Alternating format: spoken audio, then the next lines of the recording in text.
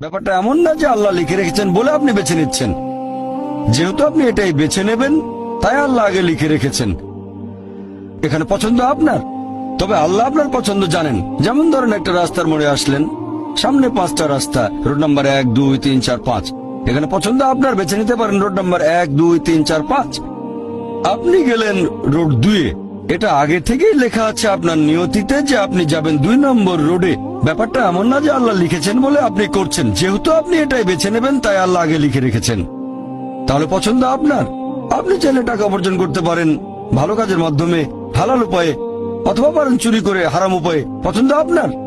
ধরেন চুরি করলেন, এটা আপনার সিদ্ধান্ত। তবে আল্লাহ আগে থেকে জানেন যে এই লোকটা সহজে টাকা পেতে চায়, তাই চুরি করবে।